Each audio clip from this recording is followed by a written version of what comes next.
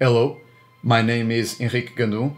I'm the illustrator and the co-author of the Congo series, and today I'm here to talk about Mokele Mbembe. When we were picturing Mokele Mbembe, we already had an idea of what we wanted. We already knew from the start Mokele Mbembe was one of the most famous cryptids worldwide. Not as famous as Loch Ness or the Bigfoot, but we knew he was the most famous Congolese cryptid of all time, and we wanted to make him justice. We knew from the start also that Mokele Mbembe was a creationist creation, if that's something you can say. We wanted to step really away from that. We didn't want to go near any creationist ideas, and we wanted to go on a more scientific approach. We knew from the start we had to respect the source material. The source material says Mokele Mbembe is basically like this 5-meter long tiny sauropod, and we didn't want to go that route. We wanted to go bigger and more like an impressive size sauropod. So we started conceptualizing the animal.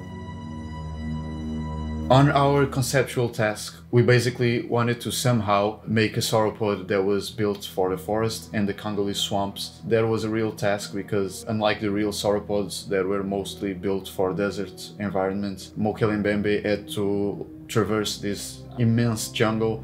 But now let's get to what Mokele Mbembe means. It means stopping the flow of rivers in the Lingala language, and we really wanted to go the bigger route for this animal, and we ended up losing the horns that some of these descriptions said it had, like this giant horn in the snout, which we totally abandoned for the more, I think, realistic approach. There's no known sauropod that has those kind of ornaments, so we didn't want to go that route, but we ended up adding some spikes along its back, making it more menacing. And because some descriptions say it has these almost meter-long spikes it uses to break the canoes and kill the hippos in the river, and we thought that would be a cool ornament for this animal to have.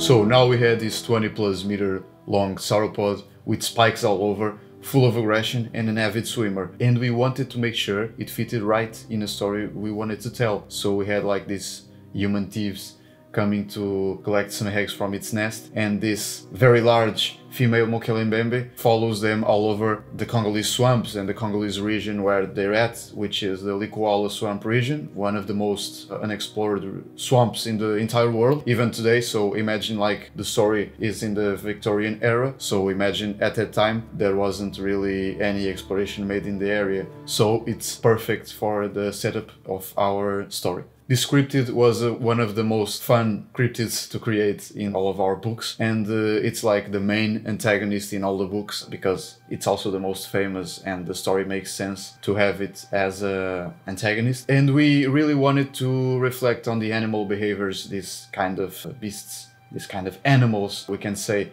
had or are supposed to have. So we didn't want to portray this really docile herbivore we're very used in the media to see. Herbivore dinosaurs are very, very tame. This is not the case. Mokele Mbembe is the worst of the cryptids in all the books. It's an herbivore, yes. We didn't change that, we didn't make it go the carnivore route, but we really went extra on that aggression. So you can find our Mokele Mbembe in all of our books, from Congo, A Forgotten World to Amelia, A Congo Story. It's not the only cryptid that's there, but it's the main one. Yes, we can tell you that. Maybe not in Amelia, but it surely is the main cryptid in our first book. Its story continues throughout, so it's up for you to check out, and we really hope you like. You can find all of our books in the links in the description, and see you next time.